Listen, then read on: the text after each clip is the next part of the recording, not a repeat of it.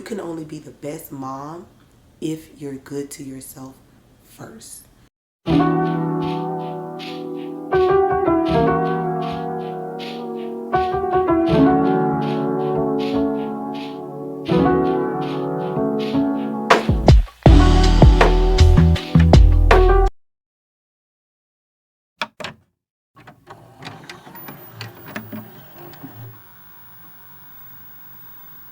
What's up, you guys? Some of you may know me, most of you may not. My name is Kim, and welcome back to my channel. If you're new here, welcome, and I hope that you stay. As you can tell by the title of the video, I'll be talking about my postpartum experience, the ugly truth about postpartum, and then giving a little bit of advice to all the new parents out there at the end. So I'm gonna set the scene for my first pregnancy. I was living in Hawaii. It was 2020. I gave birth like 2.5 weeks before the COVID shut down. In the beginning, I was trying to nurse my baby. It was horrible. The first week, I would literally like latch her and cry because it hurt so much, and I was like, this just is not working for me. And so I ended up stopping, and once I stopped, like the whole crying and everything, all of that stopped. Shout out to my mother-in-law, my brother-in-law. They were there the first 2 weeks that we had the baby. My mom did try to come, however my baby came a week late, so by the time she left I was still pregnant, and it was all good.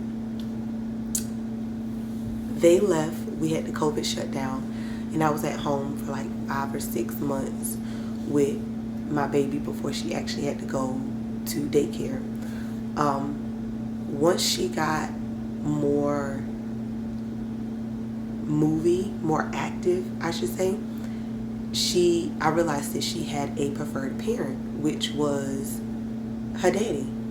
And I used to think like daddy's girls, they came like toddler stage and stuff, but no, it starts real young. So for me, my postpartum manifested in a way of, I felt like she didn't love me. I felt like she didn't like me, and she didn't want to be around me, because I was so fixated on having this relationship with her that I have with my mom. And it wasn't until later on that I realized, like, I'm 26, so 27. So the relationship that I have with my mom now, I'm not gonna have with a baby anyway, but it takes time to curate that type of relationship anyway. But I was just like, this is my first baby. I want my baby to love me. My baby don't love me. And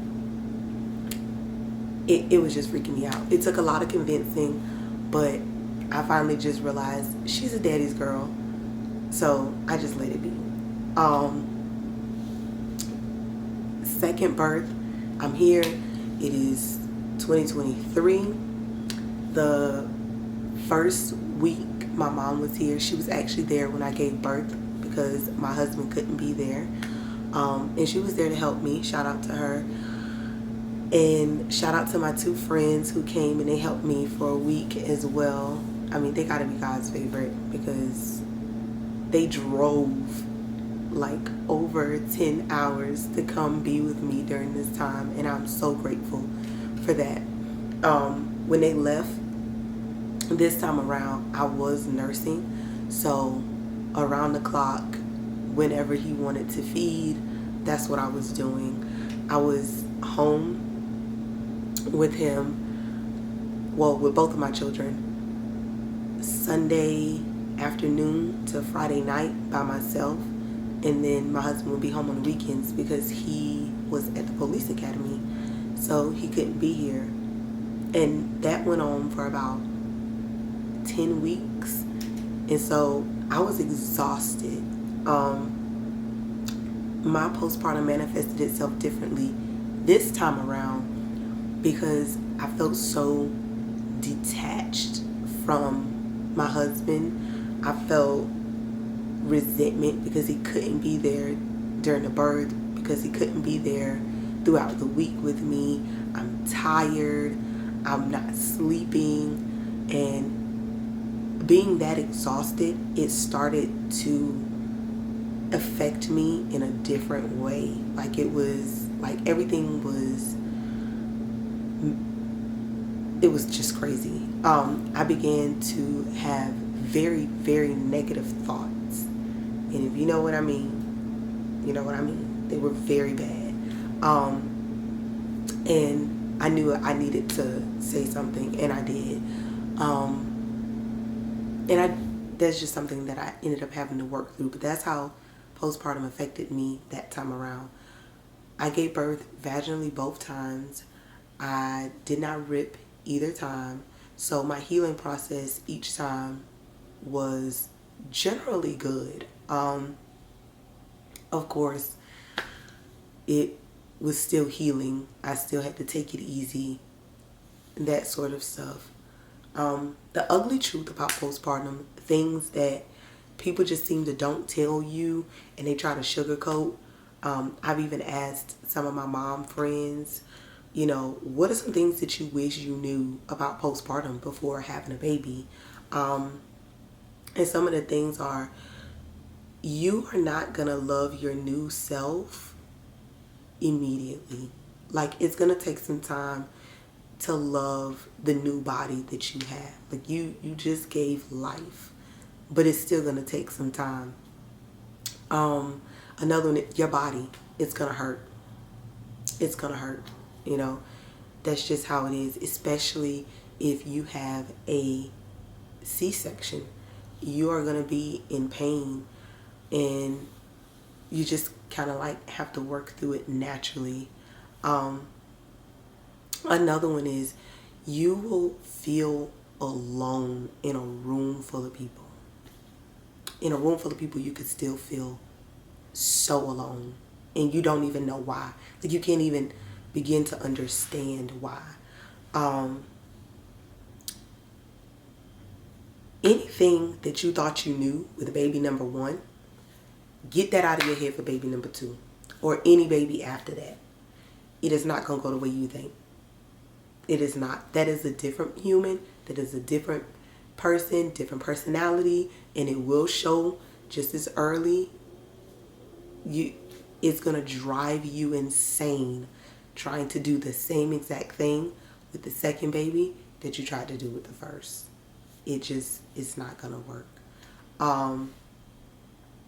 And another one is, don't be afraid to take time for yourself. You know, yeah, you just had a baby, but step away, you know, go take a shower, let somebody else hold the baby for a little while.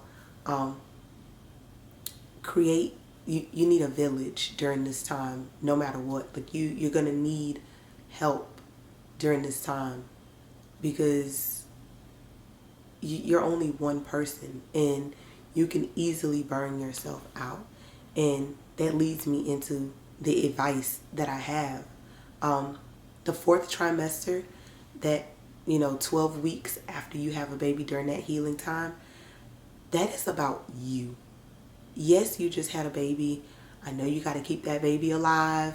It might be, overwhelming for you, but that is about you.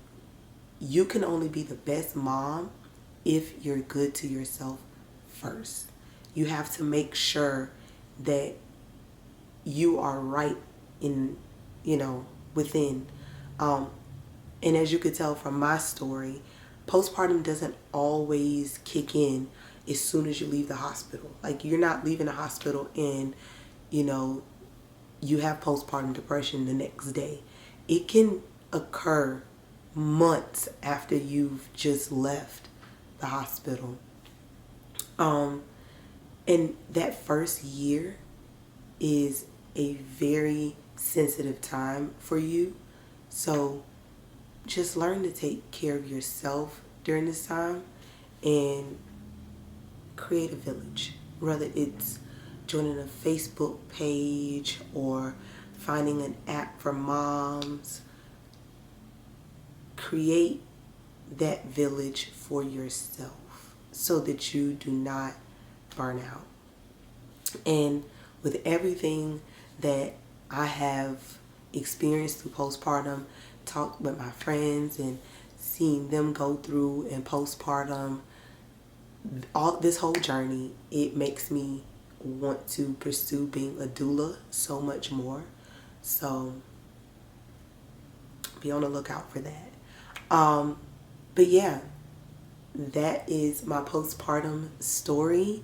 That is the ugly truth about postpartum.